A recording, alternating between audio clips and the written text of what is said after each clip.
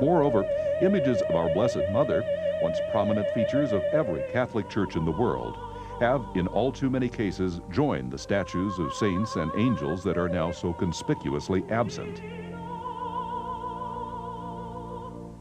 Indeed, if statuary or art can still be found, it is often grotesque or blasphemous, such as a feminist depiction of the Last Supper, a monstrance made from a wine bottle, or a modernist representation of the Blessed Mother that is more likely to inspire diabolical thoughts than sacred ones. Crucifixes have become abstract images or have been replaced by a risen Christ. And even the bare Protestant-like crosses have in many cases been replaced by plus signs. The list of traditional church fixtures that have fallen victim to modernism is as long as it is sad. Kneelers and altar rails are no longer built in new churches and have been removed from many old ones. Side altars have all but vanished, and stained glass windows which once depicted church history and the lives of the saints have been displaced by useless mosaics signifying nothing. So much for the spirit of Vatican II. Once, Catholic churches were solemn places of worship, where silence and dignity were maintained out of reverence for the actual presence of Christ.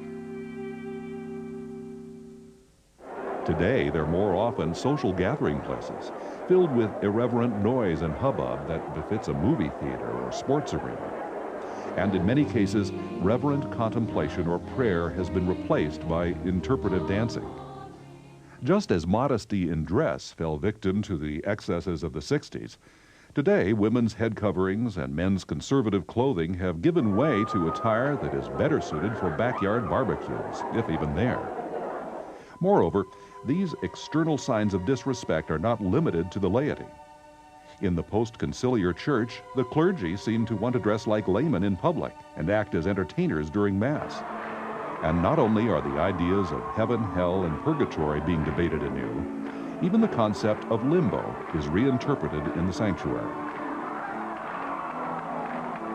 And in many parishes, the role of the priest has become less one of spiritual leader and more one of social worker, or that of an activist, who seems more concerned with so-called political correctness than saving immortal souls.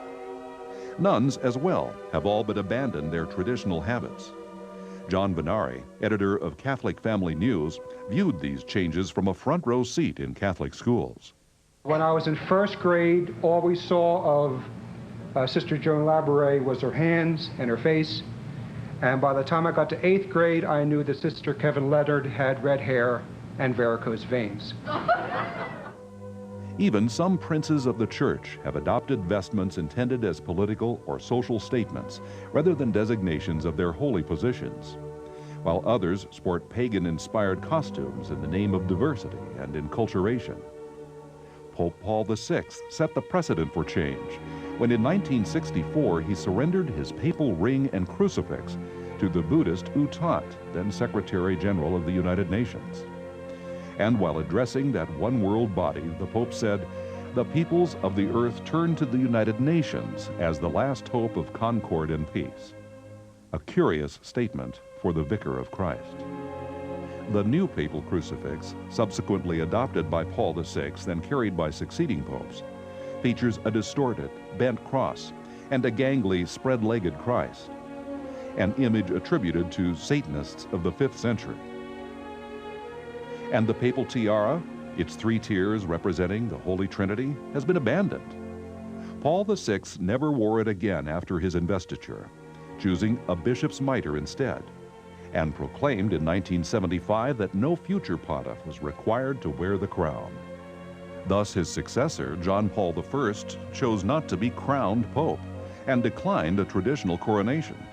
He opted instead for a ceremony that he helped compose, and was the first pope never to wear the crown, which had always symbolized leadership of the Universal Catholic Church. John Paul II followed his lead. But ecclesiastical dress, or lack of it, is not the only thing in the new church that shocks the senses.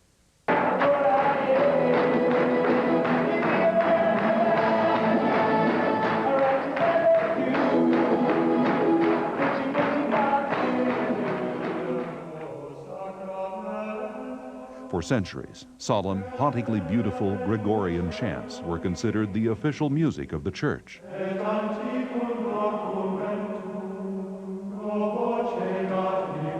And as time went on, some of the most magnificent music ever composed by the great masters was written during the celebration of the Mass.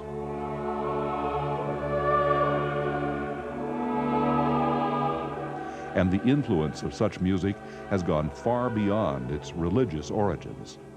Dr. David Allen White, professor of English at the U.S. Naval Academy and a classical music scholar, had this to say. Well, that Mass gave us Western music. The oldest Western music we have written down is Gregorian chant, and if you take a music history course, you're going to begin with chant and go through church music, and it won't be secularized till much later.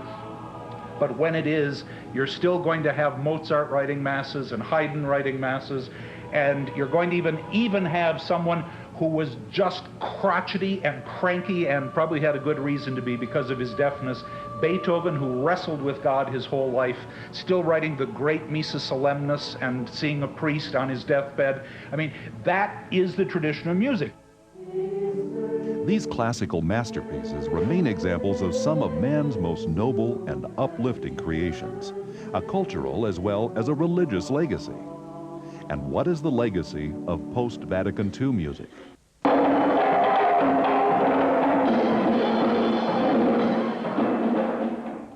But there are changes in the modern church beyond new sights and sounds. Changes that are less conspicuous, but far more important. Undoubtedly influenced by the presence of the large contingent of non-Catholic observers at the Council, reforms mandated by Vatican II's Constitution of the Liturgy led ultimately to sweeping revisions in the rites of the seven sacraments. During the reign of Pope Paul VI alone, they all underwent major change.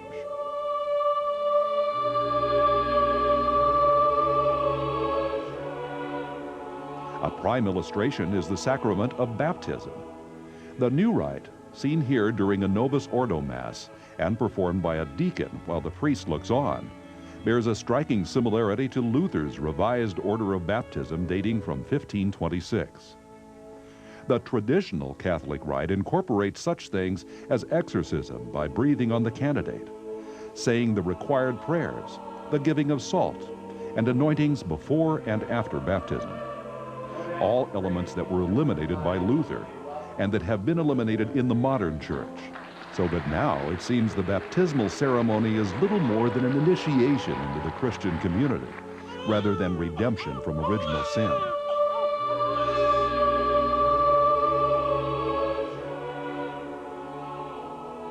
The rite of the sacrament of penance has also undergone extraordinary change.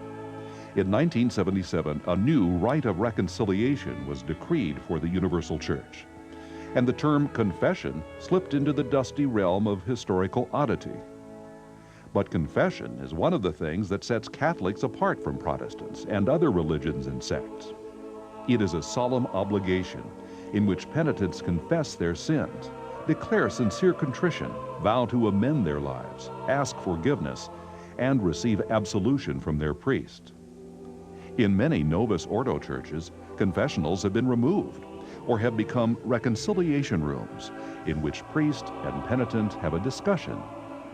This too echoes Martin Luther's view that penance was simply a recognition of past errors, a return to peace of mind, without true contrition for having offended God.